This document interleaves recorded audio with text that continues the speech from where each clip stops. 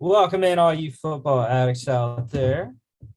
Happy Monday, Chris. Yeah. Just glad it's getting to the end. It's a Monday for sure. Hey, man, my Monday has been pretty chill. I didn't have a morning class today because the professor was out. Unfortunately, that meant I slept through my meeting with my other one professor. So I had to reschedule that for Saturday afternoon instead.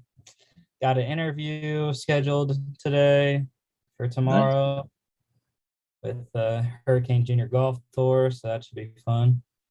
Nice. But yeah, it's combine week. We got players arriving, personnel arriving today and tomorrow, on field starting on Thursday. I don't have the schedule with me right now.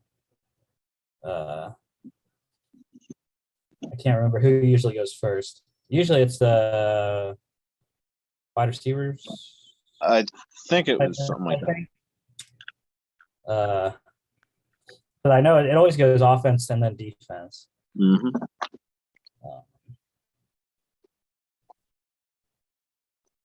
Let's see. I can just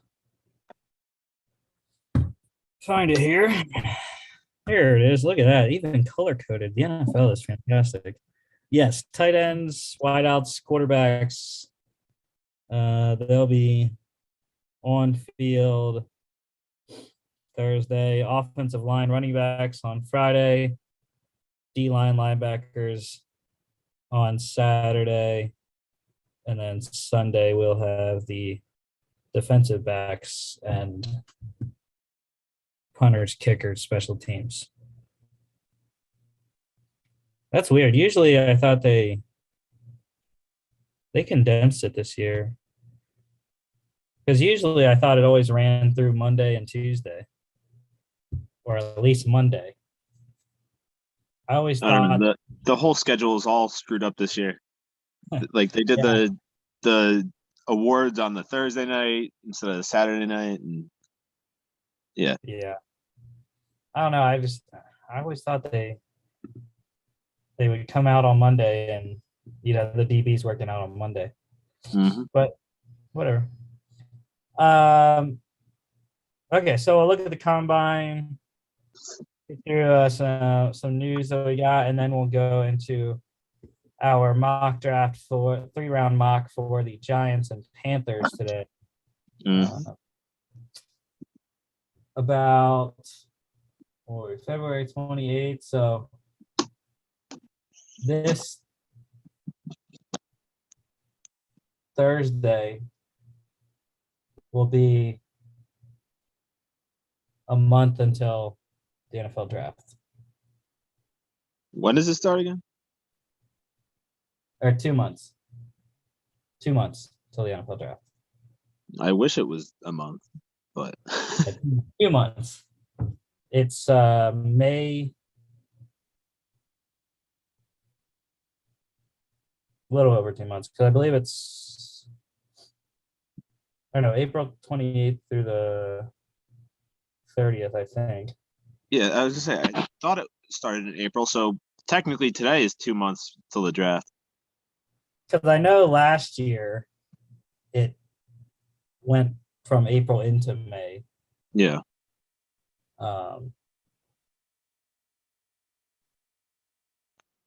Yeah, April 28th through the 30th. But anyways. Okay, NFL news. There was actually a lot, Like I said on Friday, man, the combine, this is where stuff gets rolling. Mm-hmm. So the NFL competition committee has begun their meetings at the combine. Committee chair Rich McKay said that there would be proposals accepted for overtime changes, and the Colts were the first team to put one in that would guarantee each team a possession in overtime in regular and postseason, potentially. It's still unclear if the proposal would have enough support because you need 3/4 There's of the team 24.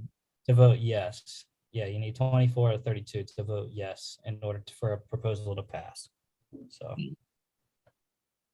And I don't really see why any team would vote against that, because even the good teams, I mean, we obviously saw in the playoffs, the Bills didn't even get a chance to uh, do anything in overtime in that game. yeah. Yeah, I mean, it depends what the actual proposal is. You don't know Oh yeah, what it all entails, how each team would get a possession or whatnot. yeah. So, But I just think any change where both teams would get the ball is a good thing. yeah, I mean, that's the Unless they general. do the college rules, then I don't want that. The 2-point conversion thing, I don't like that. Yeah, that's the general consensus in the public, anyways. Like I said, we'll have to see what the competition committee, because I heard also, teams can submit proposals, but the competition committee itself can come up with a proposal as well to submit to the teams for a vote. So we'll see as the week goes on what comes of that conversation. The NFL announced 5 of the teams that are playing in international games this coming season. We are going back to having international games. Excited. First one in Germany this year. So that will include the Buccaneers. The game, I can't remember. Is there 1 or 2 in Mexico this year? 1, right? I believe only 1. I think so, yeah. So that's going to have the Cardinals in it. And then Makes sense. It's the most localized team there, I think. Right? Or is it a Texas team the most local team? I don't know. Probably Texas, but Arizona's close enough. Yeah. And then 3 of the teams playing in London this year, obviously the Jags. No shock there. But then the Packers and Saints also will be playing a game in London this season. Now, did they specify, are those all home games for those teams? Or not they sure. didn't specify that? Nope. Because I know the Eagles beat writer that I follow, Jeff McLean, he posted about the Eagles do play at the Cardinals this year, I believe. So that would be the only game that they would have a chance to play in internationally, I think he said this year. The 2024 NFL draft, obviously this year it's in Vegas. Next year will be in Cleveland, right? Where did we have it last year? Last year was last year the Cleveland one? Was it or was it Vegas, or is Vegas this year? Vegas is this year. I do know that. Didn't they do it in Tennessee one year too, or no? Am I just imagining? That was back in 19. Okay, so yeah, we had Cleveland last year. Yeah, okay.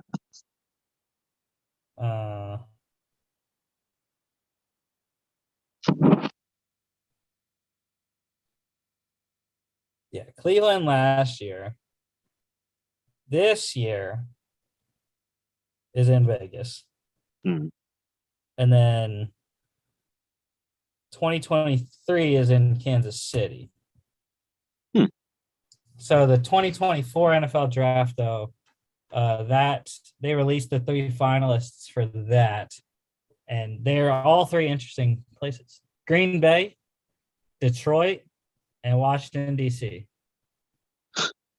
I don't know So, obviously those are all pretty big football towns, but just in terms of you live up there in Milwaukee now, so you kind of know more about the climate up there now than I do. But like in 2 months for the draft, is it still going to be cold up there, like freezing cold, or is it going to be a little bit warmer up there? I think it depends on the year. I mean, I texted in my family group chat today. It's going to be summer this week because it's going to be in the 40s all week. So I mean, yeah, I think in late April it'll be in the 50s, Yeah, 60s and probably. I mean the same is for Detroit too, because it's kind of the same climate there. I Not mean, nearly granted, as bad, obviously, but yeah, I mean, granted, Green Bay is still another hour north of yeah, Milwaukee, so uh, colder up there a little bit, anyways. Yeah, I think it would be fine. That'd be a lot of people going to a yeah, tiny little Green Bay, though. yeah. That was announced by President Mark Murphy. He Yeah. just announced the Packers part of it and just kind of mentioned that Detroit and Washington were the other two. Yeah, I mean, Uh, each one has its own interesting aspect to it too. I mean, like for Green Bay, that could mean potentially the successor to Aaron Rodgers being drafted in his home city. And then for the other two, they're perennially at the top of the draft. So it could be a very early pick for the home team of one of those other two cities. yeah, I think Washington would be pretty cool. You know, it'd Yeah. be 2 years after the name change. They could have a new owner by the 2024 draft.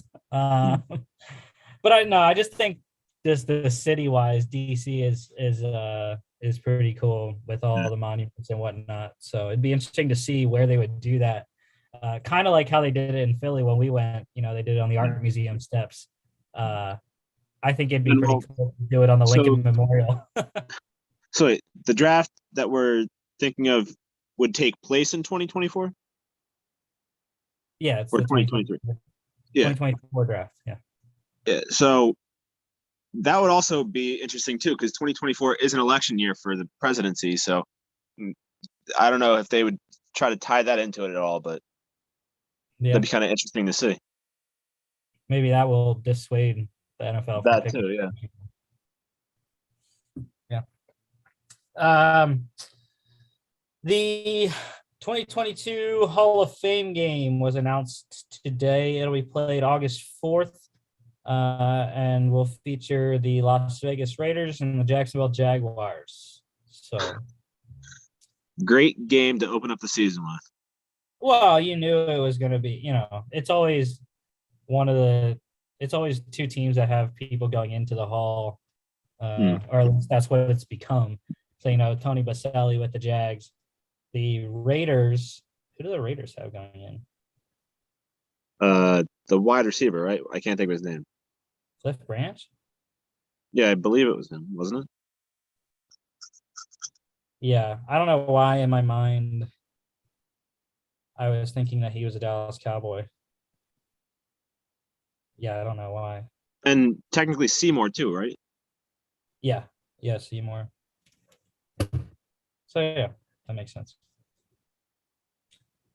Um, Always watch that game every year because it's like once July hits and then you're like itching for football. Oh yeah. uh, but anyways, the Steelers, they added 3 more names to their GM search. Not going to officially hire anyone until after the draft when Kevin Colbert officially retires. But the 3 names added to, I believe there's 8 names on the list now. I deleted my screenshot of the names. But they added Ravens Director of College Scouting Joe Horitz, 49ers Director of Pro Personnel Rand Carthen, and Eagles VP of Player Personnel Andy Weidel. Some solid names on that list, Yeah, I at mean, least from where they're coming from. yeah, me knowing the Eagles, Waddell's been moving up relatively quickly the last 5-ish years, and now to be VP of player personnel and interviewing for a GM spot, especially, I mean, you think Steelers GM spot, that's a lot of pressure.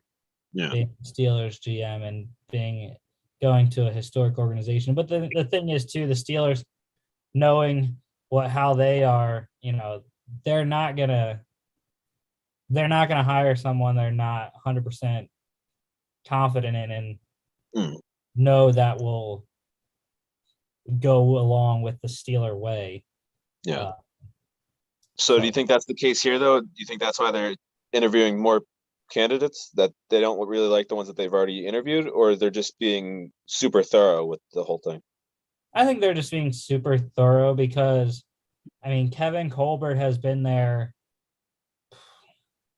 I don't even know how long. He was there. I want to say he was there before Big Ben was drafted. I believe he was at least in the Steelers organization, maybe not GM when Ben was drafted, but he's been there quite a long time. I know he's been there the entirety of Mike Tomlin's coaching career. Because he hired Tomlin. But I still think Omar Khan, he's my favorite in-house candidate. And again, he's been with the Steelers since 2000. Yeah, been the general manager since 2010. Okay, yeah, because I was talking to my friend just after class here today, and I was like, I just think the Steelers are going to hire within. That's usually what they tend to do. So, and there's 2 in-house candidates, Omar Khan and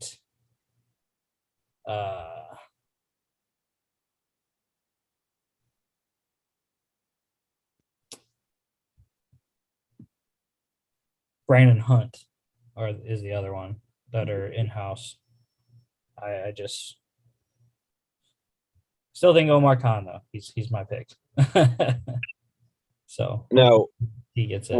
Why is Colbert waiting till after the draft to retire, though? Because that's the end of the scouting. That's the end of his contract or whatever? No, that's the end of the scouting year. Well, yeah. When you look at the scouting timeline, it goes from it usually goes from July through the draft, because June is when all the scouts and personnel people go on vacation. Get back into it, look at your preseason list of guys you want to look and watch film of from their junior year or their sophomore year. And then you start in August going to games of college prospects and do that throughout the season. And then, January through March, January, you're going to all-star games. February, you're continuing to look at film, and then you have the combine, and then you got pro days in March and early April, and you got the draft. And yeah, I mean, I know it's a completely different situation, but the Jets with Mike McCagnon, he knew he was getting fired, yet they still let him do the draft and then fired him like immediately after the draft, which made no sense to me. Like, because I mean, I know that like a new GM, especially from outside the organization, wouldn't really have the time to evaluate and stuff. But like I'm just saying, like in your situation in general, like if you think they're hiring from within, the guys from within obviously have probably been working close with Colbert. So yeah. I don't know. I feel like they should make the switch beforehand so that the new general manager at least gets the experience now for the first draft, or maybe like even if Colbert doesn't retire before the draft, which obviously he's not, but maybe have the new GM, if you are hiring from within, maybe tell him he's going to be, or at least have him be a little bit more involved with the draft process, if that makes sense. Yeah, I mean, that's what I was gonna say. I think that the Steelers will know who they want, especially right now, because there's no competition. Every other team has their GM. If they were hiring a new GM, they have their GM. So there's no competition. There's no rush to find and pick someone because they're the only GM spot that's open. So, yeah, but I think by early April, Steelers will know who they want. And if it is Omar Khan or Brandon Hunt, I think they'll tell Kevin Colbert and tell whichever guy it is. And Colbert will kind of be like a kind of co-GM shadowing kind of draft instead of a normal one where he's picking. But yeah. The Rams. So AFC champion head coach Zach Taylor got his contract extended. The Rams are still working on their contract extension with head coach Sean McVay, expected to get it done relatively soon. Was interesting that, they had all the retirement talk about Sean McVay out there. He said he's not retiring. He's not going to TV. He's coming back to the Rams. That was talked about this weekend. So there you go. Yeah, I didn't understand that whole thing either. I mean, he's literally the youngest. Well, is he still the youngest head coach in the league? I know he's one of the youngest, but I believe Zach Taylor is. But still, like, why are they already thinking he's going to retire? Like, was there any indication from him that he was thinking about it? I don't know. Because he won a Super Bowl. That's it. I mean, is that the same thing for Aaron Donald, or is there actually like merit behind that one? Well, I think Sean McVay has done a lot of TV. And I know he's done a lot of radio because he has a podcast with Peter Schrager that they do every week. So I don't know. He had offers from TV. So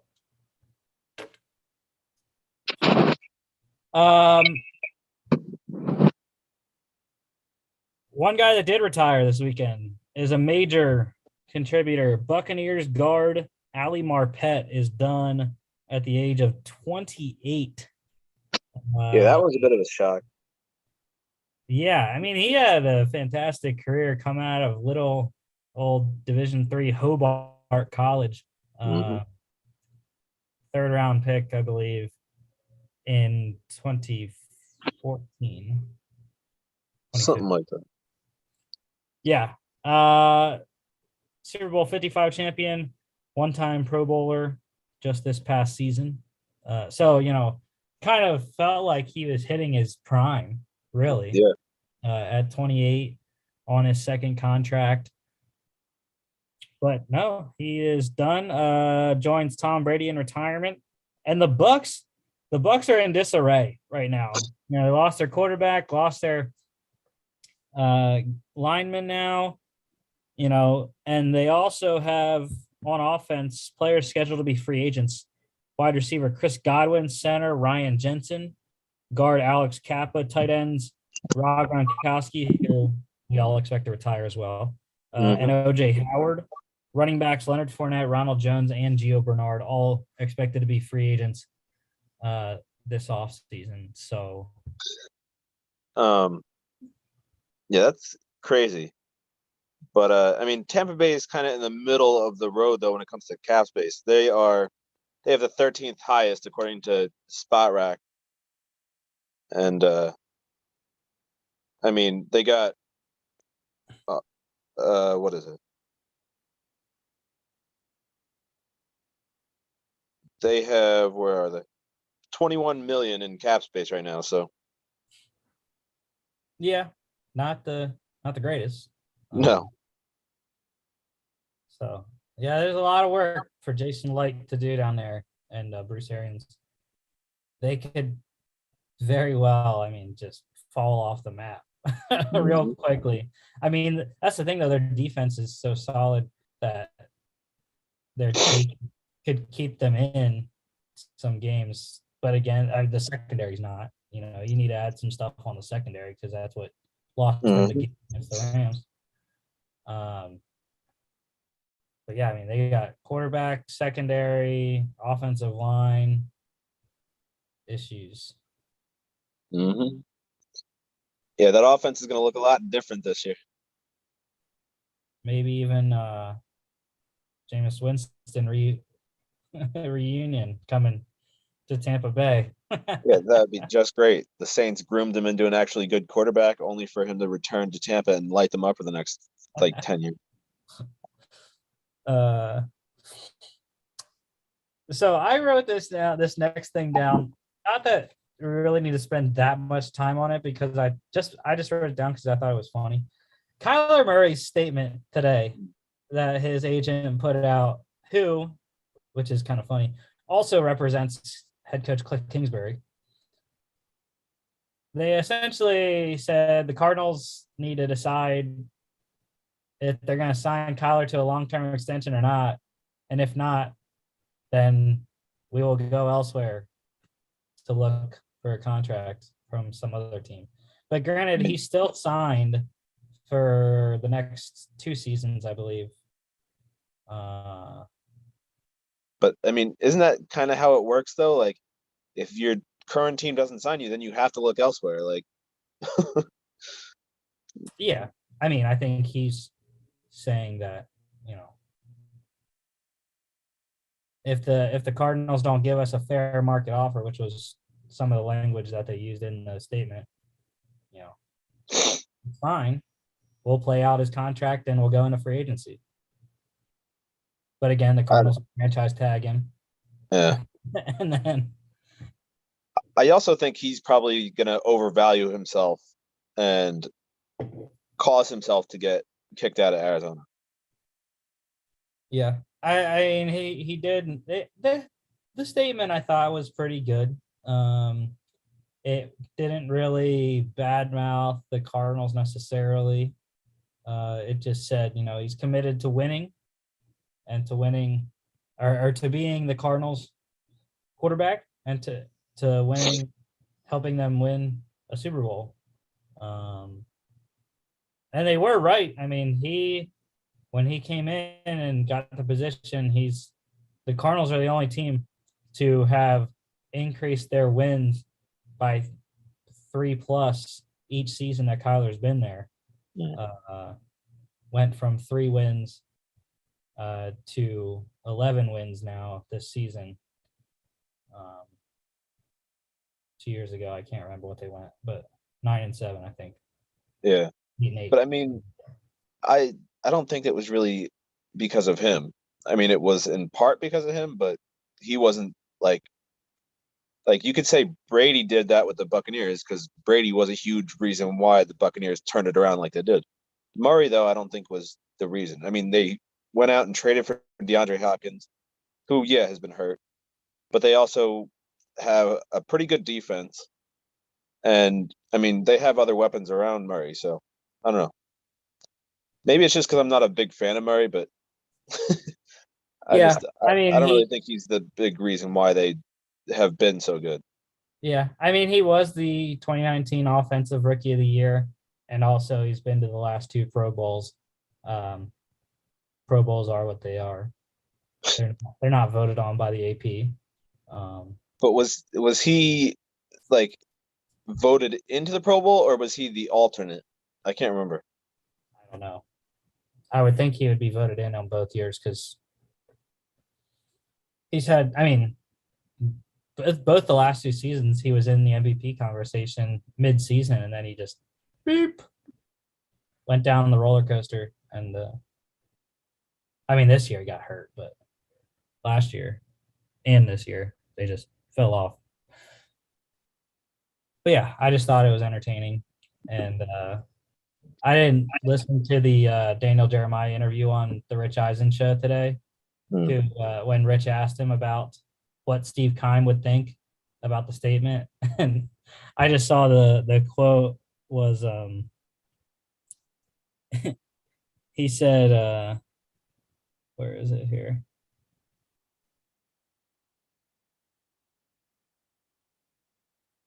Oh yeah, he said I would imagine he might have had a little chuckle and eye roll. I don't know what the point of it was. So even Daniel Jeremiah is like, what was the actual point of putting out the statement today? Yeah. I understand. All right. So combine preview. I didn't put an extra slide in for it because I didn't know what to put on the slide. But anyways, there are 3 big name players not working out at the combine, electing to just work out at their pro days. That is Alabama offensive tackle Evan Neal, LSU corner Derek Stingley Jr., and Ole Miss quarterback Matt Corral. Now, Matt Corral is not an optional thing. His is because his ankle isn't ready yet after getting a high ankle sprain in the Sugar Bowl. So it's a 6 to 8 week recovery and not ready, not healthy enough to work out yet. So he'll work out at his pro day in March. I starred a lot of guys. I have this big, long combine watch list. This is just the offense on one page and the defense on the next page, and we got some kickers down here. But I didn't want to say all their names, so I starred some guys and wrote some stuff down at each position group that I had some stuff or that I would like to watch out for them when they work out.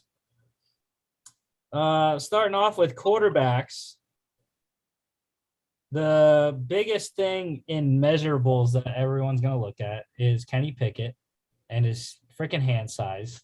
I can't believe we're still talking about that, but it's the biggest issue with Kenny Pickett is his hand size. So we will see. He didn't get measured at the Senior Bowl. He will get measured at the Combine.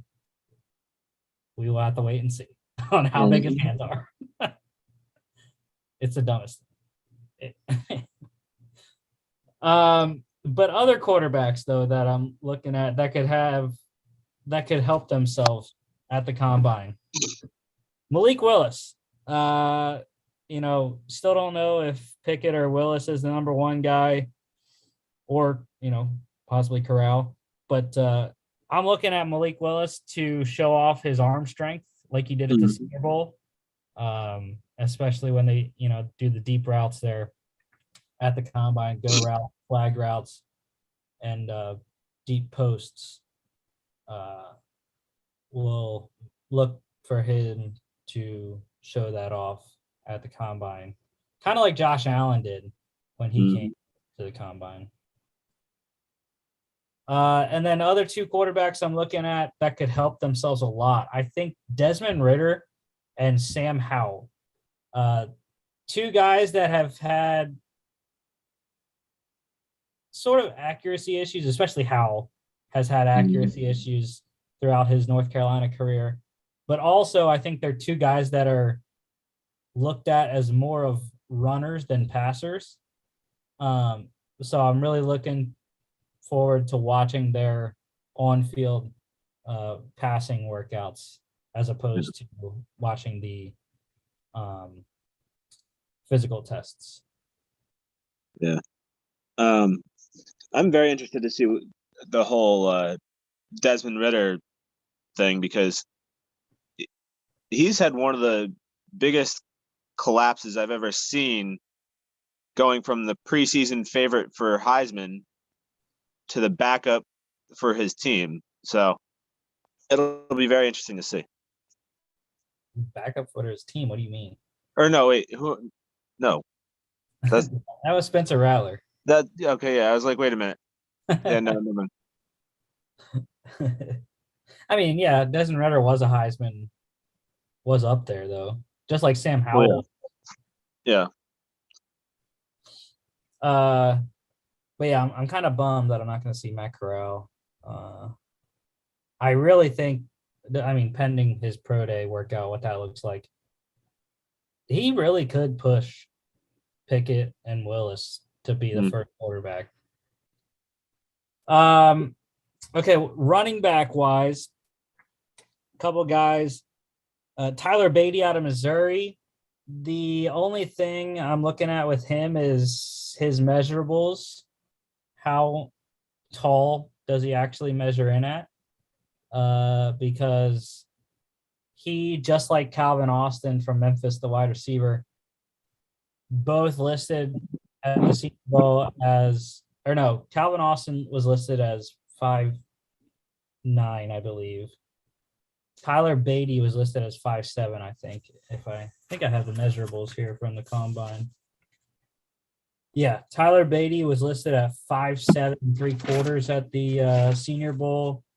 Calvin Austin 5'7" 3/8 at the Senior Bowl. So I think more so it's going to matter with Calvin Austin.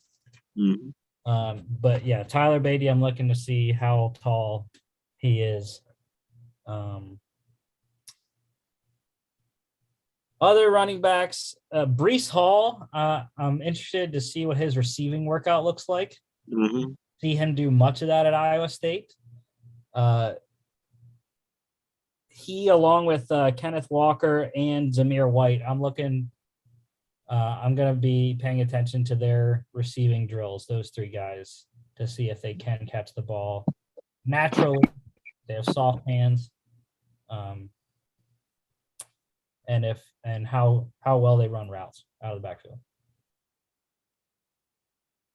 And then just two other guys, running back wise, Ronnie Rivers out of Fresno State, Pierre Strong, South Dakota State. Those are two of my late round guys that I love.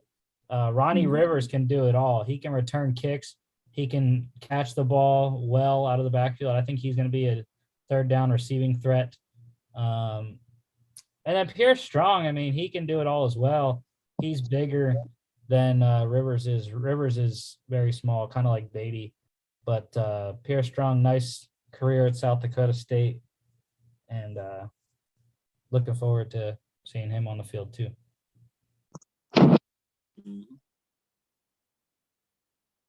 Tight end wise, I only had 2 stars on here. Trey McBride, the number 1 tight end right now. Really interested to see what his workout looks like. And then Jake Ferguson. You know me, I'm a big Jake Ferguson guy. Wisconsin tight end. I'm hoping he runs faster than what I think he's going to run. Because in my mind right now, I have that he's going to run like a 4.8, which is very slow. But hopefully it's more in the 4.5, 4.6 range. So I don't know. We'll have to see. Any tight ends or running backs you're looking forward to, Chris? Well, there's one tight end in particular that I like, that I know you're not very high on. And that is why isn't it loading? That is Ruckert, right? Yeah, Ruckert, Jeremy Ruckert. I think he's gonna end up being a solid tight end in this league. Obviously, McBride is the consensus number 1, but I think that Ruckert could be right up there with him. Another tight end too that I know loved, especially during the college season, is a guy from Coastal Carolina, Isaiah Likely. Mm-hmm. Obviously, he's not as touted as some of these other guys, but I mean, he's still. I mean, he's projected, just in this article I clicked on, he's projected a 4.65 40. So that's already a lot faster than the guy that you mentioned. And I mean, he's a solid size too. He's 6'4", 240. So Yeah. I think the issue with Likely is that we'll have to watch his route running, how technical he is and smooth. Because I don't, that was the only thing that when I watched Coastal Carolina games, yes, he was, he has all the physical tools. I just didn't think his route running was the best. I think his hands are fine, but I think the biggest issue for me was his route running. And we'll have to see how he blocks too. That's another thing we got to make sure we watch out for with the tight ends is how they block. Big part of the running game in today's NFL. Why? Good. Well, I was going to say, because you mentioned the running backs. Yeah. I mean, there's so many good running backs to choose from. I mean, I personally like some of the later round guys as opposed to these top guys. Like, you already know from our show on Friday, I was pushing for the Jets to draft Brees Hall there at the end. But we ended up taking him with the Texans, right? I think at the end. Yeah. And then obviously guys like one of your guys from Georgia, James Cook. Fantastic. Yeah. And another guy that I know you also love too, Sincere McCormick. He's going to be a late round gem, similar to how this isn't late rounds, it's mid rounds, but I think Michael Carter was a steal for the Jets in the 4th round last year. Mm-hmm. So I think he could be a similar thing for a team this year. Yeah. As much as I love Sincere, I'm not sure about his NFL draft prospects when he stacked up against some of these other guys. That's all I had to say about that. To quote Forrest Gump. But wide receivers. I already mentioned Calvin Austin, size, height wise. His weight also, I'll be looking to see if he added anything since the Senior Bowl or not. He was weighed in at 173 at the Senior Bowl. Jesus. So I hope that he's up in the high one, like 178. Maybe if he could have put on 5 pounds between the Senior Bowl and now, I don't know. But still, 178 is still kind of on the lighter side. Still really light for a wide receiver. Yeah. But I mean, how much weight can you put in a 5'7" frame? That's true. I mean, I put 200 in a 5'6" frame. So,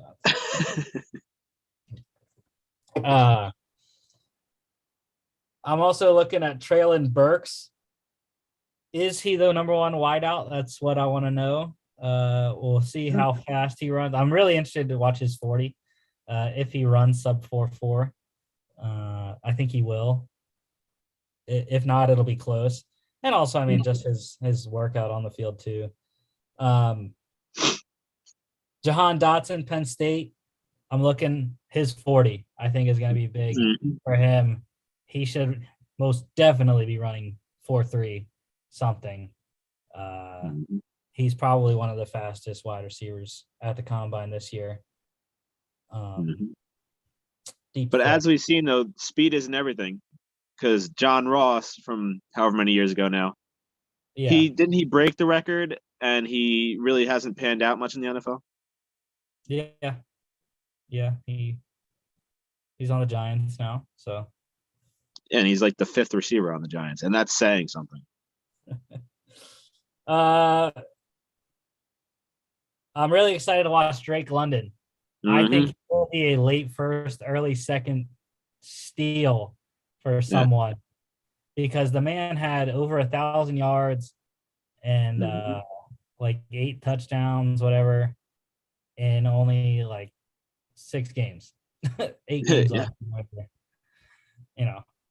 So Yeah, He I should think be- London's definitely one of my favorites in this draft, along with Burks. yeah. And I mean, USC receivers, they are usually very good. You know, Mhm. you got Robert Woods, Juju. I can't remember anyone else right now, but Well, Marquise Lee, but he didn't really pan out that well. He was Robert one of Woods. the he was one of the outliers of the USC wide receiver thing. Yeah. Um, Uh, John Mechie, Alabama wide receiver. mhm. Him and Jamison Williams obviously not working out. Both tore their Yeah. ACL. Mechie in the SEC championship game. Williams in the national championship game. Mhm. But they should Yeah, prepare their interviews. yeah. Both of those guys, though. I mean, obviously Williams is still slated to go in the first, maybe early second. He may slip to the second, but um, both of those guys, though, Mechie and him, I'm very excited to see what they end up being able to do because obviously before their injuries, they were on the best team in college football and they were helping the best team in college football win those games. So I think whatever NFL team decides to take the chance on them, as long as they can stay healthy, they're getting a steal. Yeah. Yeah. Mechie's a little questionable in terms of his draft stock. Maybe third round would be Yeah. where he would go. Not sure though. Also excited to watch Chris Olave, Mm-hmm. potential Eagles first round pick at wide receiver. Fell off a little bit late in the season, I felt like. Overall, I mean, he didn't have the season that he did in 2020. Yeah. But, he's still going to be a first round pick. So, Yeah. Wandale Robinson out of Kentucky, I think he's going to be a freak. I think he's going to put up electric numbers in the drill, in the physical drill, broad jump, vert. Maybe not in the 40. He's fast, but he's not the fastest.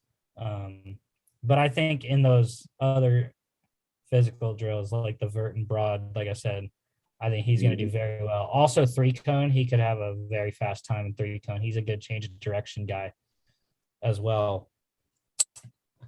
And then just two more guys. These two, I think the combine's going to be massive for them because I think they can rise their draft stock a lot. Jalen Tolbert out of South Alabama and Christian Watson out of North Dakota State. Both guys are fringe round one guys. I've been seeing them both go in the very early second round, but I think either one or even both could slide into the first round depending on team needs and whatnot. Yeah. Wait, unless I just missed you talking about him, I'm kind of surprised you didn't bring up one of the guys from your alma mater. Pickens. Yeah. Yeah, I had something on him, but then I forgot that he originally I had full participant ? But then I forgot and remember that he played in the SEC championship and the national championship, or not in the SEC. No, he did play a little bit, but he played in the college football playoff both games, and had some catches in the national championship game. So he should be fine to go. I just don't know if he's going to do that well. I know he's not the fastest. He should do well in the vert. He's a big jump ball guy, so Yeah, according to this, he's 6'2", 200, and he's projected a 4.5 40. yeah. So that's what I would expect from him.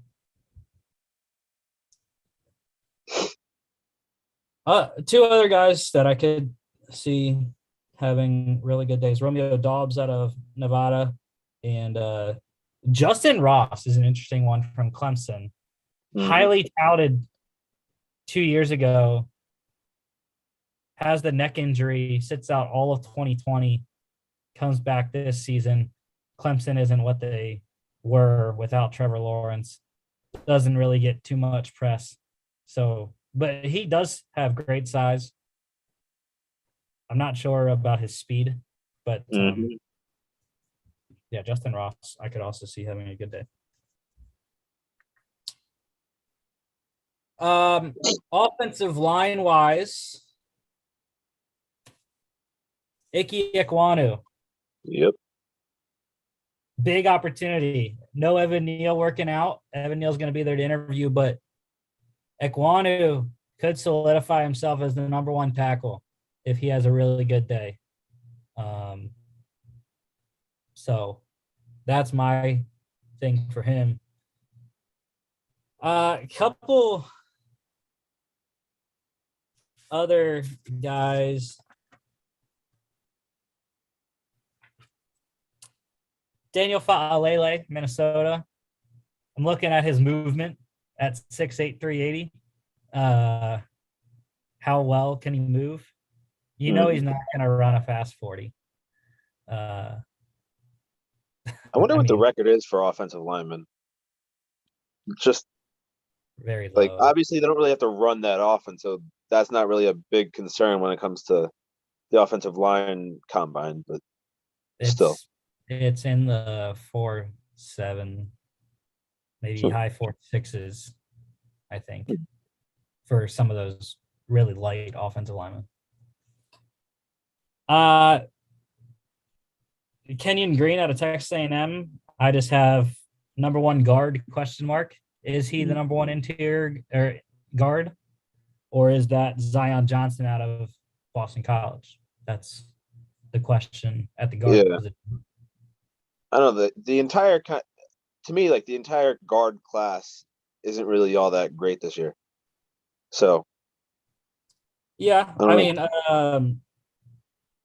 Johnson's teammate, I also starred him, Alec Lindstrom out of Boston College as well.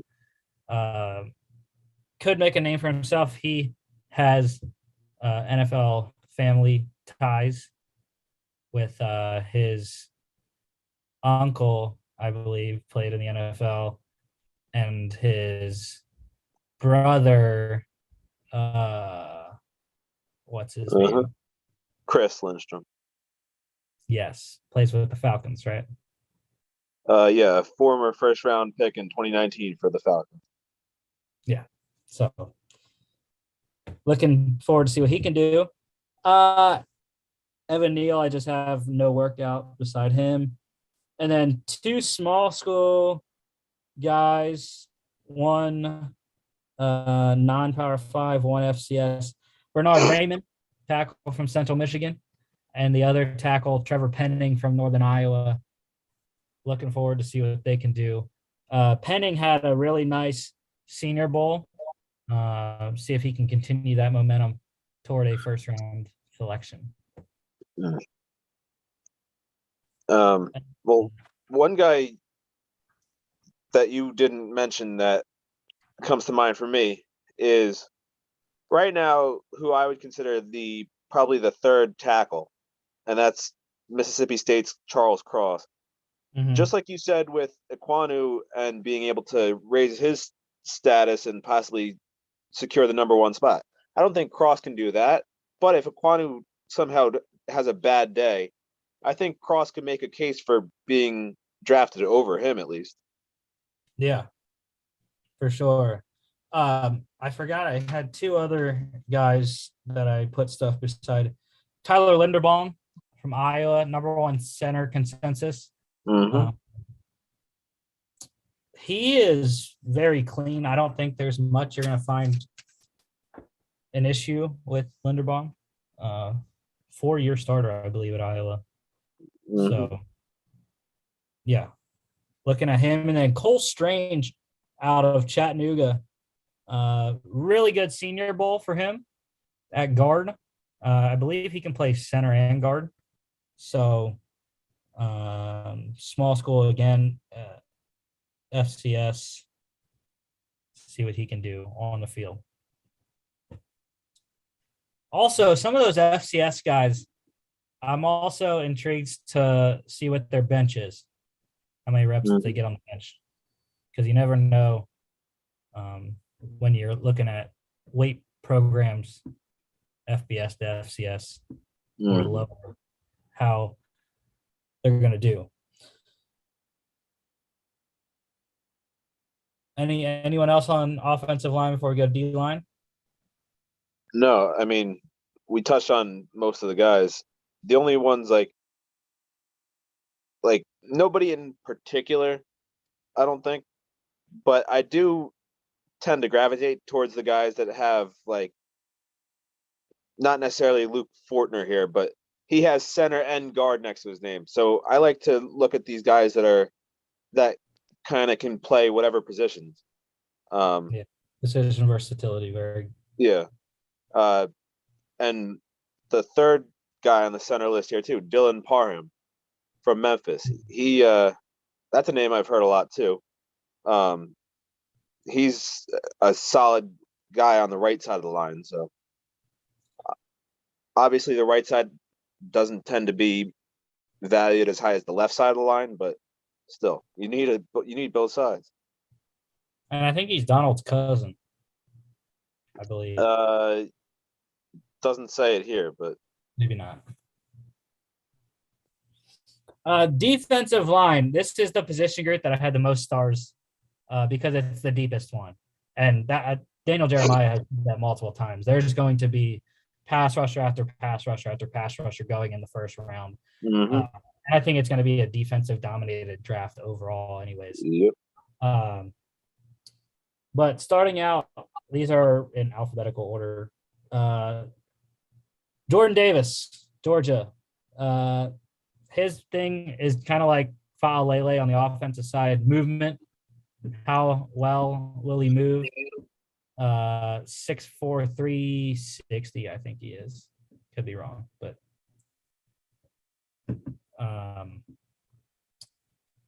he's a big boy. That's what I do know. And he's going to be a nose tackle in the NFL. So let's see how well he can move it. Mhm.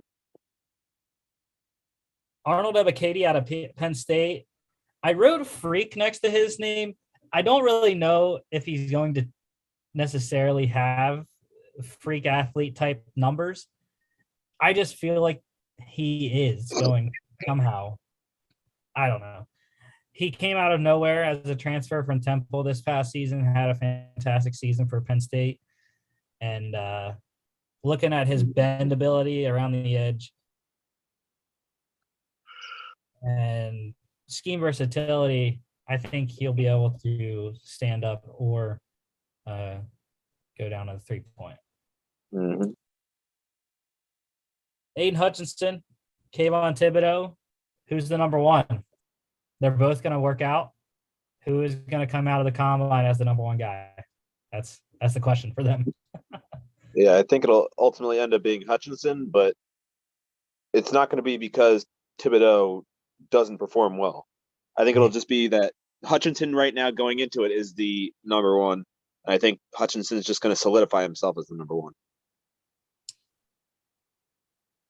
Next guy, Travis Jones out of UConn. I've started to take a liking to him. He had a great Senior Bowl at defensive tackle. Really acquitted himself well with playing against the big school guys on the offensive line. And I think he's moved up a lot already. And I think he's going to continue that ascent at the combine this weekend. George Karlaftis out of Purdue. Yep. I didn't have anything written next to him, but I did have him starred. He's kind of that next tier of pass rushers. Mhm. So second round, I think, possibly. Yeah. Yeah. The only, like, I was just reading up on him, and he's obviously, like you said, he's like that next tier. But of all the guys that I've been looking at, he's got the slowest projected time. So that's one of his big problems is he's kind of on the slower side. He's projected a 4.84 40. And also, just in this little note that they have here too, he's a pretty good pass rusher, but he's not that great at run blocking, or it won't translate to the NFL, at least as of right now. So until he gets better at that, or obviously he's not going to get better at that in a week here in the combine, but if he can improve on that, then he can be one of the top pass rushers from this class for sure. It was weird when I was looking at the combine invite list or who accepted their invites to the combine. Jesse Luquette out of Penn State was listed as a defensive lineman, which I thought was very weird because he played linebacker, off-ball linebacker all year at Penn State, and he has in his career played off-ball linebacker. So I'm looking at him to see if he is going to be doing both D-line and linebacker drills like a lot of guys do. There's usually always like 5 or 6 guys that are doing both.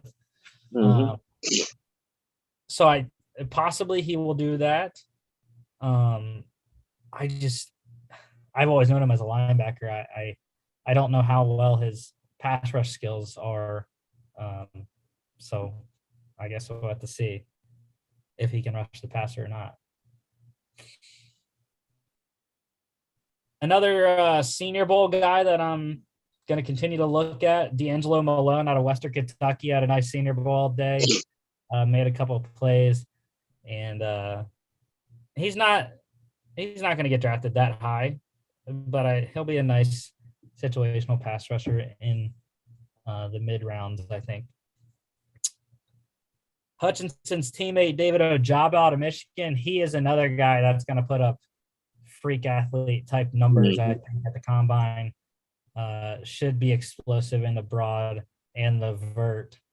I don't usually look into 40 times for defensive line, but I think Ojabo is going to be a guy that's going to do both linebacker and D-line drills because I think he's going to be an outside linebacker 3-4 type guy.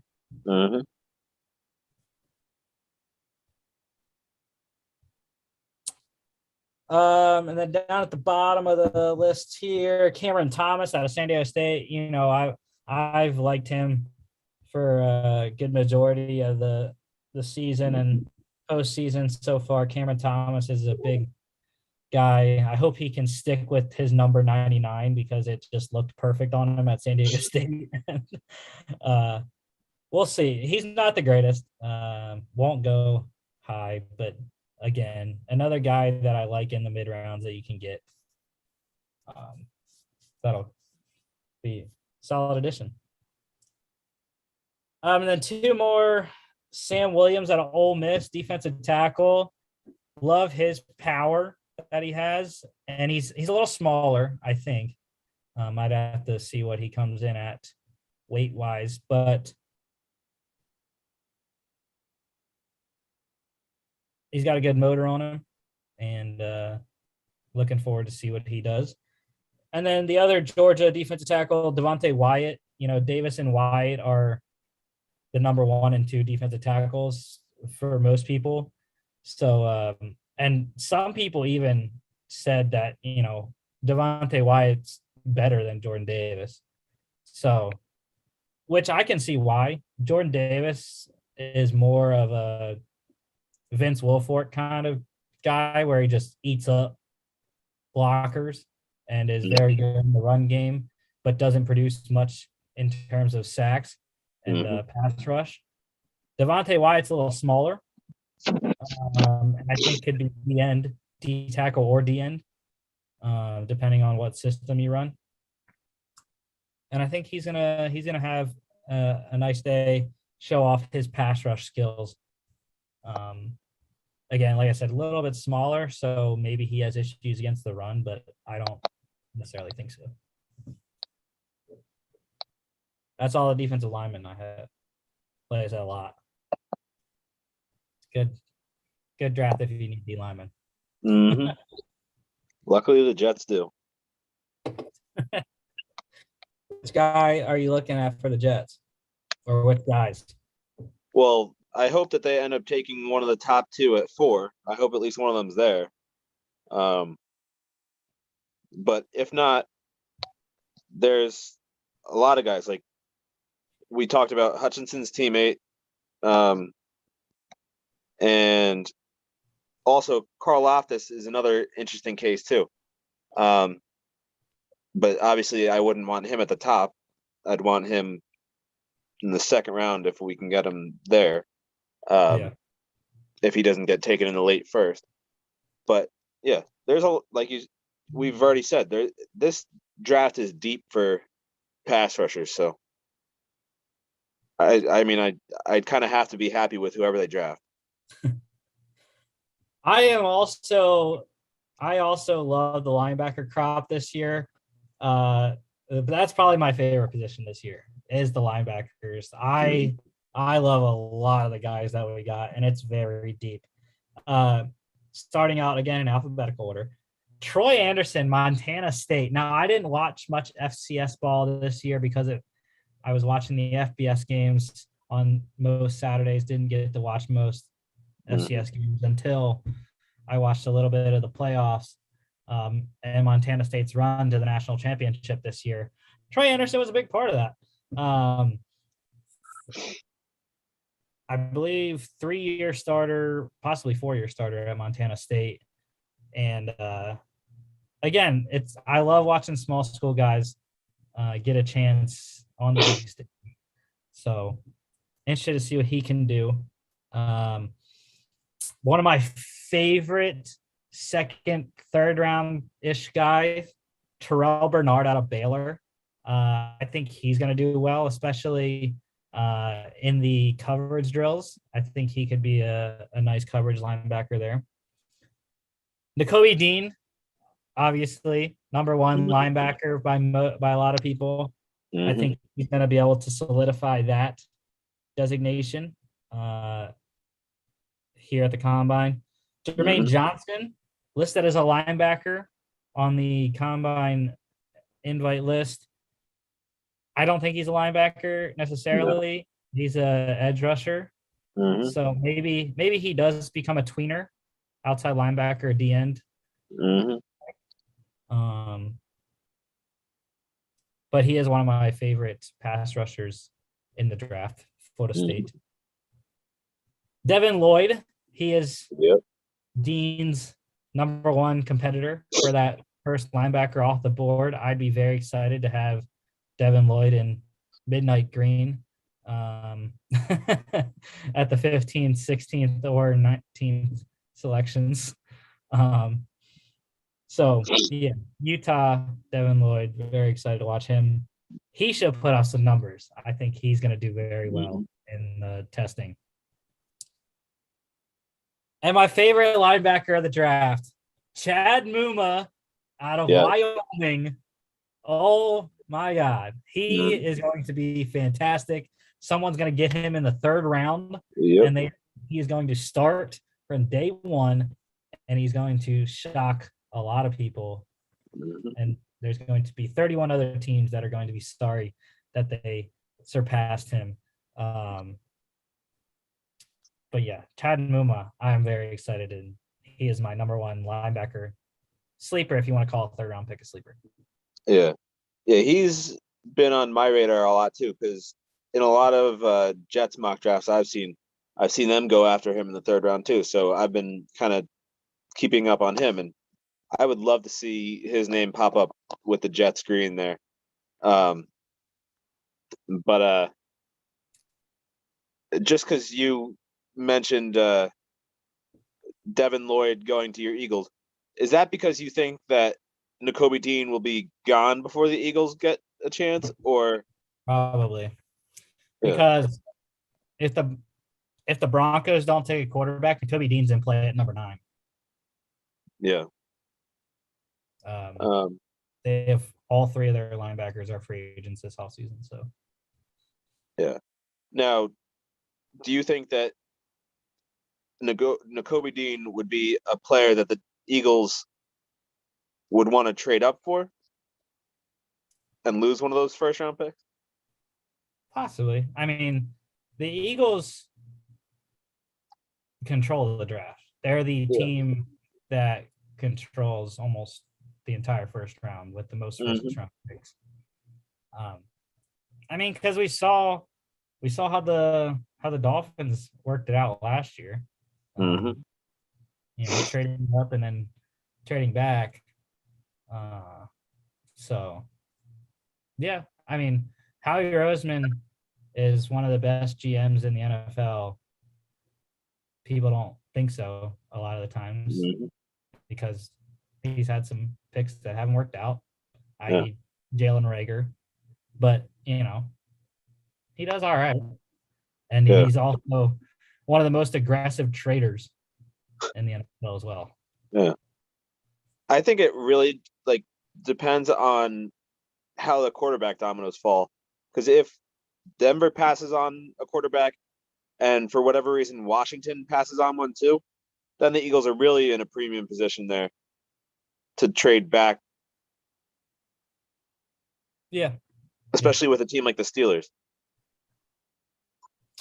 I had two more linebackers talk about.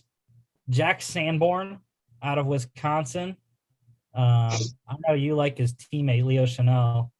But I like Sanborn more. He's also another guy that just has a motor and goes. Going to be a nice mid-round selection for someone. Wisconsin linebackers is hard to go wrong there. And then Quay Walker out of Georgia. Georgia's got Dean Walker and Channing Tindall as well. I like Walker over Tindall. No reason really. That's just how I feel. I mean, Walker is the higher ranked prospect, but you can't really. I mean, I guess you can technically go wrong, but Georgia this year, I feel like is Miami from last year. That was last year, right? Where they had those 3 defensive linemen that went. Yeah, Greg Rousseau, Jalen Phillips, and I don't remember the other one. Yeah, but this is Georgia is that situation this year. They have that 3-headed monster. And you had the 3 linebackers with Ohio State too 2 years ago. So, I mean, obviously Nakobe Dean is the consensus number 1 at the moment. But Quay Walker, I think, is a solid selection too in the late first, possibly second round. But one guy again, unless I just kind of blanked out and didn't hear you say his name, but I'm kind of surprised you didn't mention Christian Harris. Yeah, I don't know too much about Christian Harris. He's kind of in just one of those guys where I haven't really seen him, and I haven't really I don't know. I haven't really thought of him. I didn't see any wow plays on the couple games that I did watch of Alabama this year. If anything, there are other guys that I like. Damone Clark, LSU. Really excited to watch him. Zacoby McClain out of Auburn as well. Mike Rose, Iowa State. And then Malcolm Rodriguez, Oklahoma State, is a pass rusher. Going to be an outside linebacker more than likely in a 3-4. Defensive backs, just a couple here. And I have 3 corners and 3 safeties starred.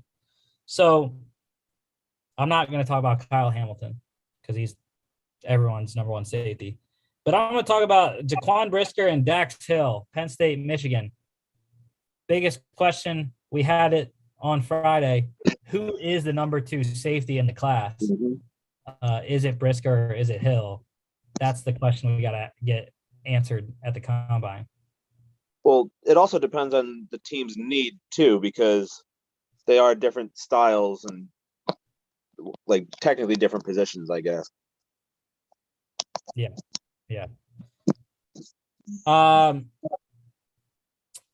The other safety I have starred here, Lewis Seen out of Georgia.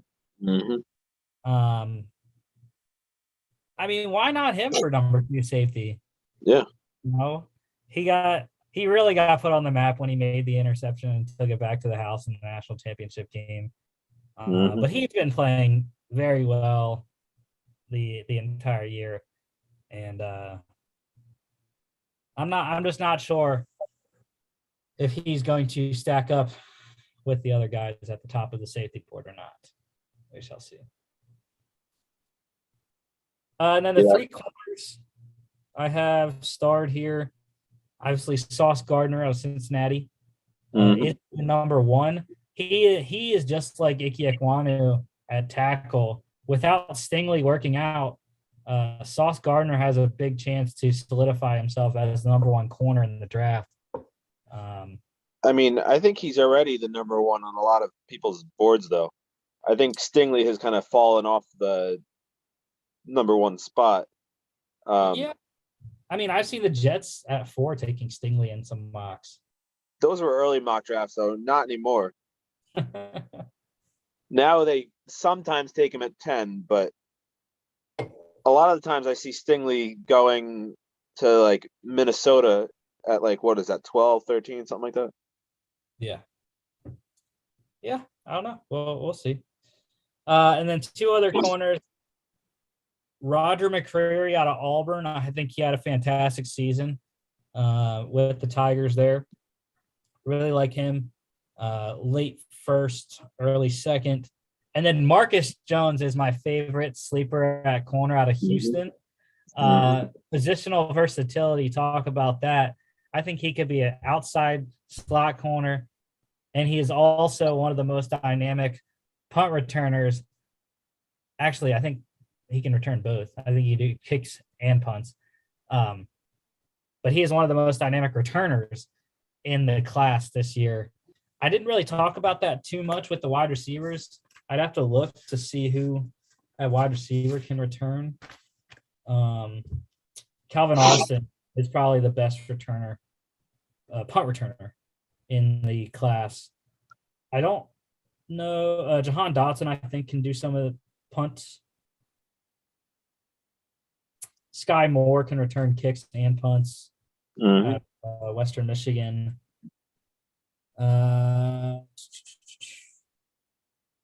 Wandale Robinson can return stuff. I think that's it for the guys that I have on my list anyways, in terms of wide receivers returning. Ronnie Rivers can return punts too and kicks. But yeah, Marcus Jones, really excited for him in the late. He's probably gonna go in the 5th round, but someone's gonna get a steal. He's another one that I've seen on the Jets mock drafts a lot in the 5th round. So I would be happy with him. But some other, you can't really say mid-round guys, but some 2nd rounder guys that I think are interesting cases are guys like Kaiir Elam from Florida and Andrew Booth from Clemson. I think those 2 guys, obviously they're in the 2nd tier of corners. But I think both of those guys can be solid starters. There's a little bit of a concern with Elam with his speed and not being able to match up with the receivers well. But, I mean, he's got decent size. He's 6'1" and he's 187 according to this. But yeah, I'd put Josh Jobe out of Alabama in with those 2 guys. Yeah. But yeah, Andrew Booth Jr. obviously being on was the championship team last year, right? 2 years. It's been 2 years since. Oh, well then never mind. Then I for some reason I thought it was last year or 2 years ago. Yeah. Alabama won it last year. Oh yeah. But I mean, he had a solid season though. Anyway, I mean, 3 interceptions and 3 pass breakups. The tackling only 37 tackles, but that's a whatever number. Like corners aren't really gauged on their tackles anyway. They're more supposed to knock the ball away or catch it. But yeah, I mean, he's a solid, like sneaky corner.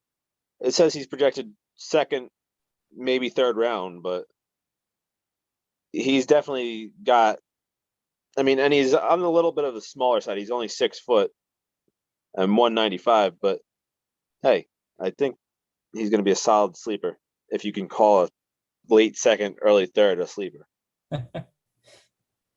Yeah. I mean, there's definitely some other guys I like. Kobe Bryant, Cincinnati. Yusuf Corker from Kentucky. You got the 2 Washington corners, Kyler Gordon and Trent McDuffie. And then Jalen Petrie out of Baylor, safety. Alante Taylor out of Tennessee, I think could be very good. And the other safety as well from Baylor, JT Woods, had a nice pick at the Senior Bowl as well. And if you're looking at – go ahead. Well, I was just going to say, also just a tidbit about Daxton Hill. At least on this website, on Walter Football, he's listed as a cornerback and a safety. Oh, Walter, Chris, don't get on that website. I'm just saying, he's listed as both. Because he can't, according to this, he is good at covering the slot receivers and lining up against them. And so they're saying he could play corner too if he needed to. Yeah. Two websites to avoid: Walter Football and CBS Sports.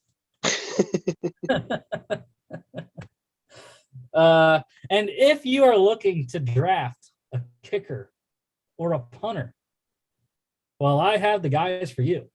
You may not find an Evan McPherson in this one, but not necessarily kicker. The kickers aren't that great this year. But if you want a punter, I got 2 for you. I'm going to name them talent-wise instead of alphabetical. First one is my guy, Jordan Stout out of Penn State. He has the biggest leg of any one of the punters or kickers in the draft. We saw he hit a 60-plus yard punt at the Senior Bowl. That was awesome and went out of bounds inside the 5-yard line. But yeah, that's his biggest attribute, is his booming leg. And then the best punter in the draft, Matt Ariza out of San Diego State. He was fantastic for the Aztecs the last couple of seasons. Probably the best coffin corner punter you can find this year, maybe even the past couple of years. I don't know. But yeah, Matt Ariza, I think if any kicker or punter is going to get drafted, it's going to be him. Well, this one, again, it's Walter Football, so take it as it is. But they have 3 kickers that have a chance of being drafted. Those being Notre Dame's Jonathan Doerer, who's projected in the 7th, or a UFA, or UDFA, I should say. Lucas Havrisky from Arizona, or Havrisik, or I don't know, but the Arizona kicker, who's projected, he's projected to go in the 6th or be an undrafted free agent. And the only kicker that they are guaranteeing to be drafted is South Carolina's Parker White, who's projected between the 5th and 7th. Yeah. I mean, if you don't get invited to the combine, like, you're more than likely not getting drafted.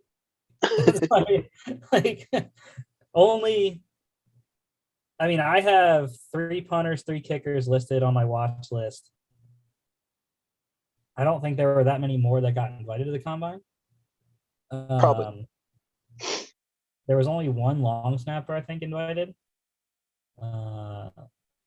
So, but yeah, kicker wise, the only guy I really like is Cade York out of LSU. I'm not a big fan of Gabe Burkick out of Oklahoma or Cameron Dicker out of Texas. We saw Dicker at the Senior Bowl. He missed a couple kicks, missed a field goal and an extra point. So that hurt him a lot. But I think, Cade York could be a solid undrafted free agent addition in camp for someone. His claim to fame was, he was on the LSU team in 2019, but also, just last season hit the Fog Bowl field goal. Was it 60 or something like that? 63, I think, in the Fog against Florida to upset them. So, yeah. But that's my guys. Watch list wise, like I said, there's a lot more guys on there than what I talked about, but trying to weed out who the top guys are and who the bottom guys are. So, okay. Now that is over, let's get to our more fun part. I had fun talking about those guys, but yeah, so did I. Some other people may not. 3-round mock draft for the Giants and Panthers. Yeah. The Giants, number 5 overall, number 7 overall from the Justin Fields trade last year from the Bears. Second round, number 36, number 67 in the third. And then they have the Dolphins third round pick, number 81. I can't remember what that was from, what trade.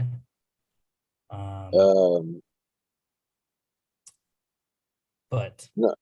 They have the Dolphins third round pick. And the Panthers, they have number 6 overall. Mm-hmm. That's it. They don't have another pick. Second round pick is sitting with the Jets. I know that. Yeah, they don't have another pick till 101 in the 4th round,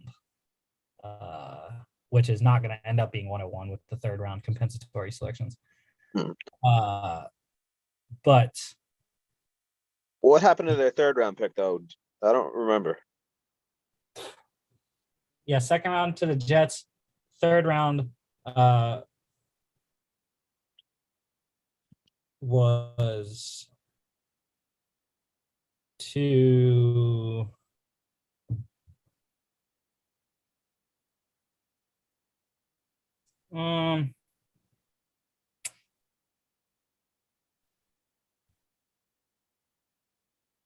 third round was to the Jags. In the CJ Henderson trade, right? Yes. Yeah. Okay.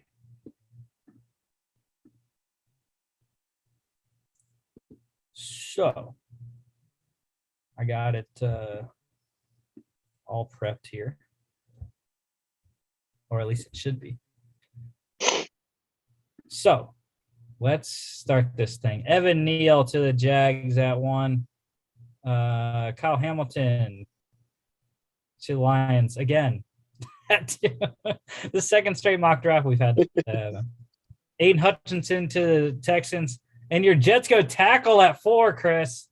Ike Ekwonu at 4. I'd have mixed feelings about this. I said it on our show on Friday that we had this exact same situation. And I would go Kayvon Thibodeau if I was the Jets. But they went Ekwonu. And obviously the Giants have the same or similar needs as the Jets. Yeah. So since Thibodeau fell to the Giants here, I think that they should take him here. Yeah, you think about the only issue is you think about what the Panthers need at 6. Because I could see them needing a tackle too, which would bring Charles Cross to the Panthers at 6. The Giants wouldn't get a tackle at 7. So you're doing that logic. I would say Yeah, we they do. take- I forgot they do have the 7th pick too. So, I would say we take Charles Cross now.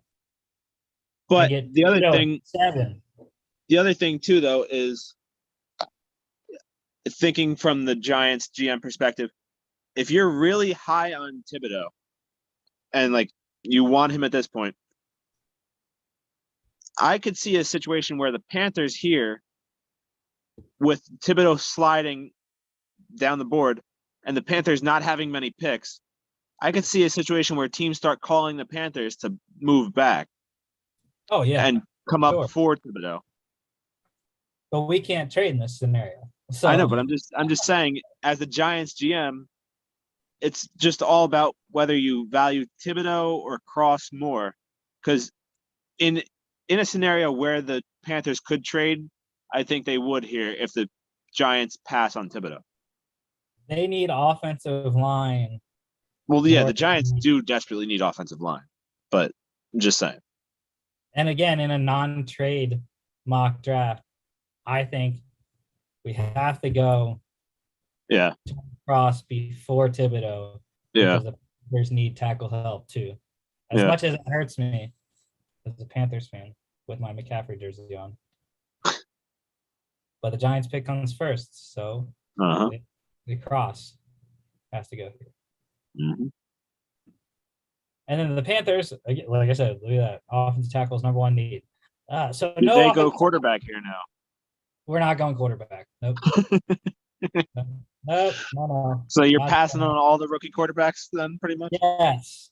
We are getting Deshaun Watson. I've told you this, Chris. I know. Um, But this is a huge decision for the Panthers because, like we already mentioned, this is their only pick in the first 3 rounds until the compensatory picks. But yeah. it's a And- huge decision for them. So, we could go best player available, which will be Kayvon Thibodeau. That's fine. I'm surprised corner isn't higher on their list of needs because they have a bunch of free agents. Dante Jackson is a free agent, I believe, as well as DJ Henderson. I don't think Stephon Gilmore is a free agent. He might be. No, he's not. Yeah, they have a couple guys at corner that are free agents. So I have seen mocks where the Panthers take a corner, particularly Sauce Gardner. Mm-hmm. The other thing, I don't think they would take a wide receiver. Trevor Penning's a little bit of a stretch.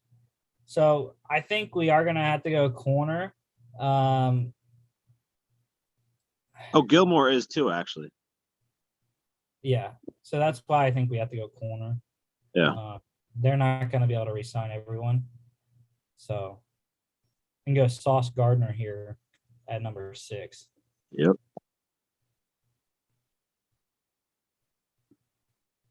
Giants back at number 7. Like we said, this is the scenario we would want as the Giants to get Cross. Panthers need a tackle too, so we get Cross before them. And now we can take Thibodeau at 7. The perfect scenario, I think, for the Giants, other than Ikwanu possibly falling to them. But like you said, if Icky has a bad day at the combine, Cross has a good one, maybe that line isn't as far from Ikwanu to Cross. So, but yeah, Thibodeau is no-brainer pick at number 7. Falcons, Jermaine Johnson, Malik Willis to the Broncos, Derek Stingley to the Jets. There you go. Traylon Burks to the Commanders, Andrew Booth to the Vikings, Devontae Wyatt for the Browns, Trayvon Walker for the Ravens. Eagles go David Ojabo and Trent McDuffie. Trevor Penning to the Chargers, Jameson Williams for the Saints, Tyler Linderbaum to the Eagles, Matt Corral to the Steelers, Nakobe Dean to the Patriots, Garrett Wilson for the Raiders, George Karlaftis to the Cardinals. That seems like it's right. Jordan Davis to the Cowboys, Cameron Thomas to the Bills, Drake London for the Titans, Chris Olave for the Bucks, Boye Mafe to the Packers, Devin Lloyd for the Dolphins, Jahan Dotson to the Chiefs, Bernard Raymond to the Bengals, Kenny Pickett to the Lions. Steelers should have got him at 20 when he was available. Kenyon Green to the Jags, David Bell for the Lions, Daxton Hill to your Jets. Interesting. The Giants, linebacker is their next need. Christian Harris is the next one on the Draft Network's predictive board. Interior offensive line isn't necessarily a need. At least that's what it says. What wide receivers are left right now? Are there any good ones? Not for a while. Because that's Christian one of their Watson, that's probably their biggest need at this moment, because their wide receiver room just is terrible. I mean, I know the offensive line is a factor in that, being that they can't create any time whatsoever, but still. They tried the whole free agent thing last year with Kenny Galladay, and he was a complete train wreck for them. yeah, but I'm yeah, there's no wide receivers worth taking. Yeah, I wouldn't feel good picking any of the wide receivers this high in the second round that are available right now. So Danny Dimes' successor? I don't know why that's on. I mean, next year I think would be the year that they draft the quarterback. But yeah, Or you can double down on linebacker. the offensive line too. Yeah, linebackers there. Christian Harris, the only one there. Jaquan Brisker sitting there. McCreary. You got Winfrey. They don't really need defensive line. No. Interior, anyways. So yeah, I mean, Zion Johnson is probably good value here. You know, TDN has him as 23, sitting at 36 now. Another position that I know they do need. Well, like I said, they need to add weapons on the offense, and it's one of their needs there, tight end, and I don't think any got taken yet. Why do they need a tight end? They Well- have Kyle Rudolph and Evan Ingram. Well, Evan Ingram, isn't this his last year? And I don't think they're going to re-sign him. And Maybe. Kyle Rudolph is not a good tight end. What do you mean? He played well for them last year. Yeah, but he's not like the passing threat that he was for the first couple years in his career in Minnesota. Plus, there's no tight ends worth taking at 36. McBride's ranked 60. I didn't realize he was ranked that low. I always see him going around this time right here. Well, you know, you never know with these predictive mock drafts. Yeah. But anyways. Well, yeah, I guess Zion Johnson is probably the best option here. Yeah, that's, the thing. That was their focus this draft, to build around Daniel Jones. So you got to protect him. And I think the skill positions you'll be able to get with two other picks, two picks third round. So yeah, let's go Zion Johnson at Boston College. Texans get Roger McCreary, Logan Hall to your Jets, Sean Ryan for the Bears, Perry and Winfrey to the Broncos, Kingsley Enagbare to the Seahawks, Desmond Ridder, new Commanders quarterback, Daniel Fa'alele to the Falcons, Christian Harris to the Browns, DeMarvin Leal to the Ravens, Carson Strong, new quarterback in Minneapolis to the Vikings, Jaquan Brisker for the Colts, Josh Paschal to the Chargers, Sam Howell is the new Saints quarterback, Nicholas Petit-Frere to the Dolphins, Lewis Seen for the Eagles, Kyler Gordon for the Steelers, Tariq Woolen for the Raiders, Jalen Petrie for the Patriots, Kenneth Walker, wow, to the Cardinals, George Pickens to the Cowboys, Christian Watson to the Bills, Jamari Salyer for the Falcons, Abraham Lucas for the Packers, Kaiir Elam to the Bucks, Darian Kennard for the Niners, Arnold Abicati to the Chiefs, Darian Kendrick for the Bengals, Isaiah Likely for the Broncos, Myjai Sanders for the Jags, Brian Asamoah to the Lions. So for the Giants, we got Charles Cross, Kayvon Thibodeau, Zion Johnson. Now I think is the time for the skill positions. Yeah. The only thing is, can you take John Mechie when he's not going to be ready for the start of the season? I wouldn't go Mechie. Can you afford Although that? wait, I may retract my statement. I didn't realize your mouse was just on a player that I would consider taking for the Giants because it is their next highest need. And Yeah. it is a guy that we both love right there. Yeah. He's another solid option here. Yeah, I do think they definitely need linebacker help. Blake Martinez, their number one linebacker. Very good. Needs a running mate. And again, do have another third round pick that we can get a wide receiver with. Uh-huh. Yeah, sure. Let's go Chad Muma. There could also be an interesting thing here. There's 2 running backs on the board. Yeah. Well, the Giants do have another third round pick though, so and I expect one of those running backs to still be there. So yeah. I mean, we got Breece Hall at what, number 80 with the Texans yesterday or on Friday? I'm not saying we're gonna get the Giants running back. I'm just saying. But I'm saying if they wanted him as an option, he's going to be there for their next pick probably. There is, I think, anyways. There's a question that has to be asked in New York: is Saquon the long-term option? Much that I love him as a former Penn State. Or okay, at the very least, is he able to carry the full load, which I don't think he is. Yeah, Kirby Joseph to the Texans. Your Jets take Travis Jones. Love it. Trey McBride to the Jags. Love that one, too. John Mechie to the Bears. Tyler Smith for the Seahawks. Drake Jackson to the Commanders. Breece Hall to the Falcons. Isaiah Spiller to the Broncos. Dylan Parham for the Ravens. Darian Beavers for the Vikings. Skylar Thompson. Wow. Of course, it's the Browns doing that. Nowhere. Coming out of nowhere from Kansas State. We haven't even talked about him. It's the Browns doing that, so of course it is. Fidarian Mathis to the Chargers. That one makes a lot of sense. Jalen Weidermeyer to the Texans. That one does not make any sense, considering they just drafted Brevin Jordan last year. Don't know what they would do with that.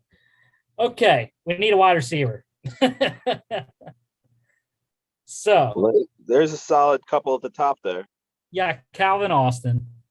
Sky Moore as well. Yeah. Wandale Robinson. Ooh. Let's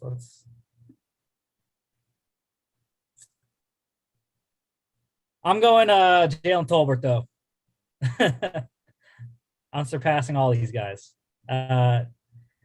If you really want me to be truthful, I would really love to go Khalil Shakir as a very explosive option.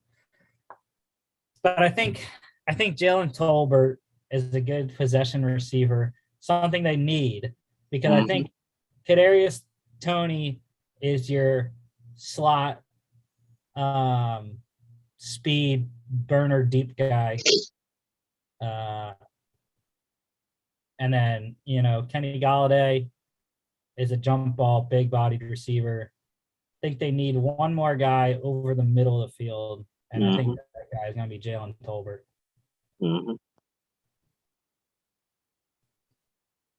Again, I highly doubt he's here at 81 on the second day of the draft. But Nick Benito to the Colts, Damone Clark to the Eagles, love it. Ed Ingram to the Steelers, love it. Mario Goodrich to the Patriots, Channing Tindall to the Raiders, Alontae Taylor to the Cards, like that one. Kate Otten to the Cowboys, Zachary Carter to the Bills, Marcus Jones to the Titans, Rasheed Walker for the Bucks, like that one. Matthew Butler to the Packers.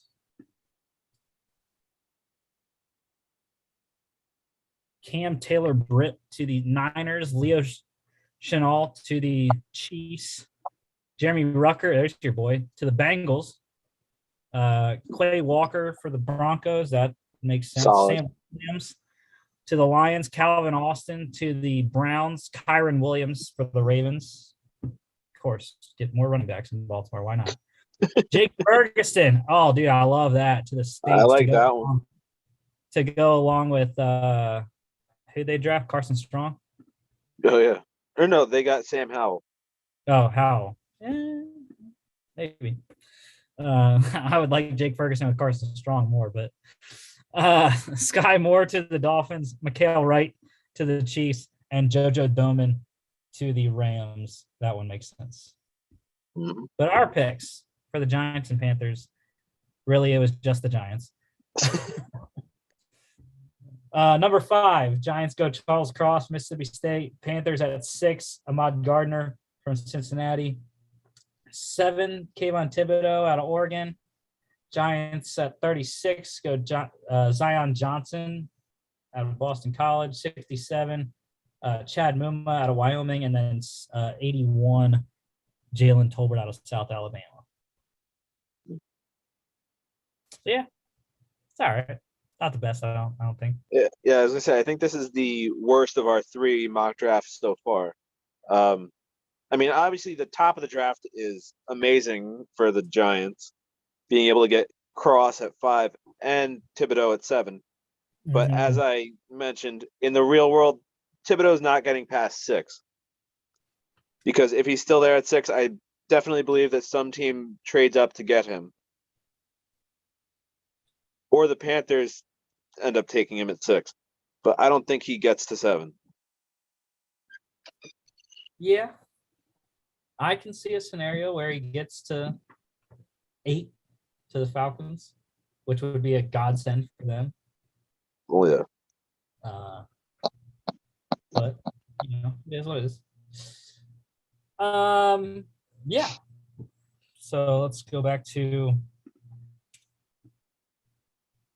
this here. Next Monday, we'll be back talking combine recap. We'll be breaking down the players who we thought had great combines, who helped themselves, who hurt themselves at the combine. And any news as usually comes out of the combine, major trades, major whatever. And then we'll finish up the show like we did today with another 3-round mock. We'll be doing the Commanders' first draft as with their new name. Picks number 11 and number 12, them along with the Minnesota Vikings as well. We'll be back on Friday, and we will have special guest Michelle Meyer, the NIL coordinator from San Diego State, also the founder of the NIL network as well. So talking NIL and how it translates, how the college sports landscape has changed with NIL and whatnot. And on Friday also, we will have another mock draft. That'll be numbers 8 and 9, Falcons and Broncos.